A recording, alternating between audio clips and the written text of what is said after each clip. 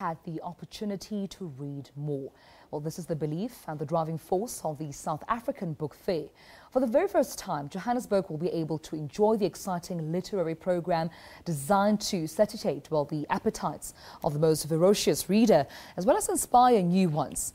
Well, the campaign theme for this year's fair is #DiscoverYourBookSelf. But for more on the story, we are now joined in our studio by Mr. Mpuka Radinku, who's the chairman of the Publishers Association of South Africa. So thank you so much for your time. A very warm good morning to you.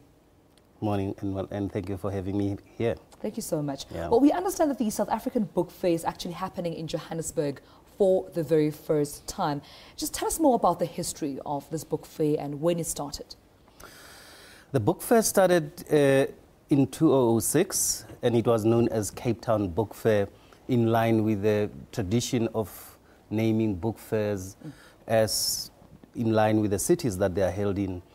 And in 2010, 2011, we decided that the feedback we were getting from South Africans was mainly that some of our people who could not access the book fair.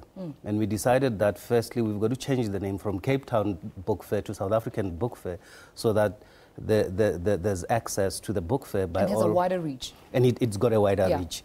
And therefore, in line with that process of change, we decided, let's see how Johannesburgers react to the book fair and see whether we can reach part of the wider audience that has been finding it difficult to travel to Cape Town. I understand that you actually kick-started your activities just yesterday.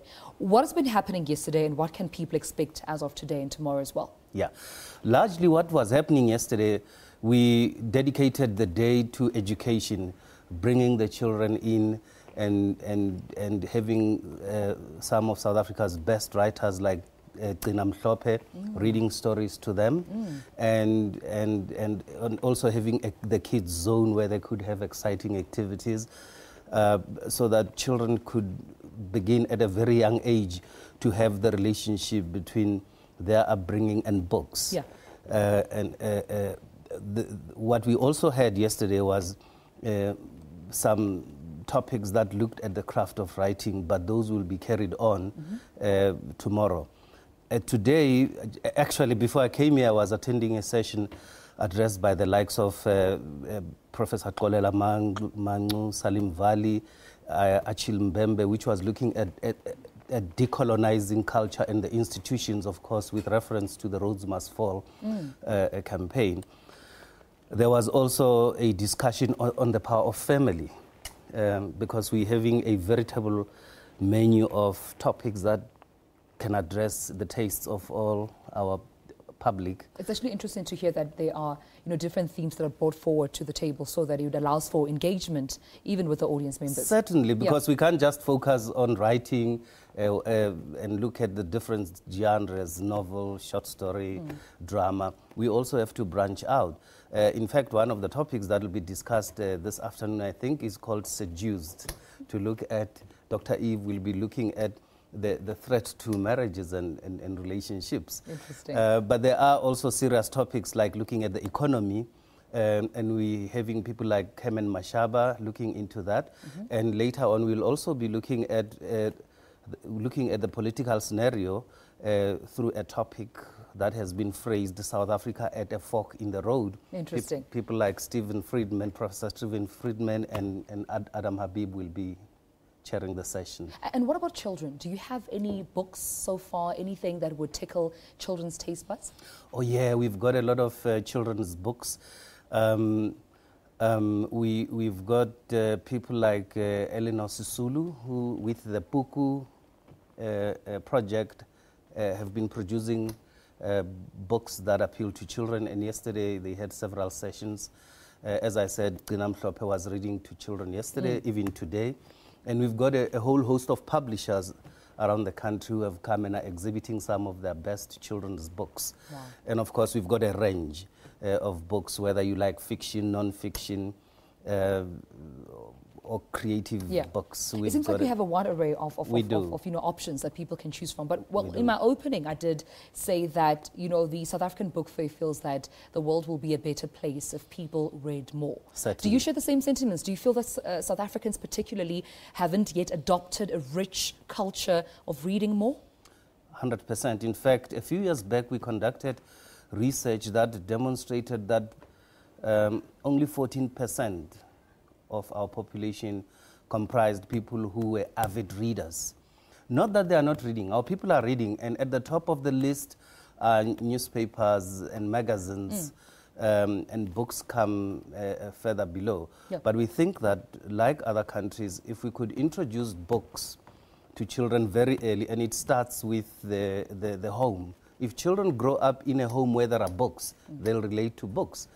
And what about writers? I mean, we're talking about reading, but where are the South African writers? Are they sprouting out? Are they mushrooming more? They are. We've got, we do have people like Nick Mhlongo, who will be part of a panel discussion that will be looking at the novel as a genre. We've got quite a lot of those. However, there are areas where we kind of struggling, like children's books. Yeah. We do have people like Lauren Beeks, who are producing some of the exciting books that we have. But we need lots and lots of writers, particularly in indigenous languages, to produce children's books. Because as you know, if you catch children when they are young, you start developing their cognitive skills. Absolutely. And it's important that you have books right at the beginning to develop their imagination, to develop their vocabulary, to develop a range of cognitive skills. Yes. And let's also talk about the issue of more vernacular books, books that are literature that is targeted at also bringing down the mother language and also teaching young children to speak in their language. Yeah. How are you tackling that issue as well? The one part of it is that we're tackling it through the education system. As I represent the Publishers Association of South Africa, a large section of the publishers that we represent produce books for education. Of course, we've got those who produce for the academic sector and the trade sector, the books that you read at CNA and exclusive books. The education sector allows us to be able to produce African language, indigenous African languages books that target that go for the target market in African languages. The challenge we have is that outside of the school curriculum context that allows us to produce those books, we do not have books that are being produced massively for children to read for pleasure.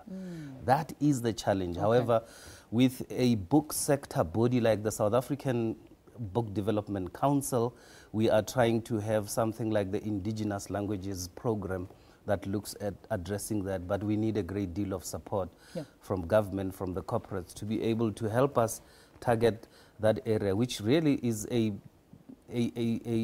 result of the historical problem we had. And let's talk about that support. I'd like to know more about PASA's involvement then, with not just the South African Book Fair, but also enriching the book culture and reading culture and writing culture as a whole. And while you answer that, tell us more as well about the FP&M CETA. I understand that they actually sponsored a publishers program.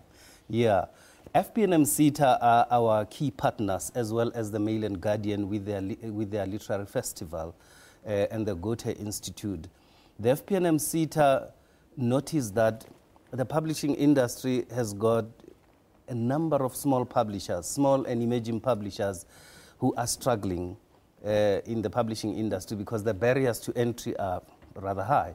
And they decided that it's important that to build the industry, you then have to support the small publishers in two ways. In one way, you've got to build their business skills, and therefore you need training development to do that. On the other hand, you also have to have a platform where they can practice that, and the book fair allows us to then see whether they can practice the business skills at an exhibition level.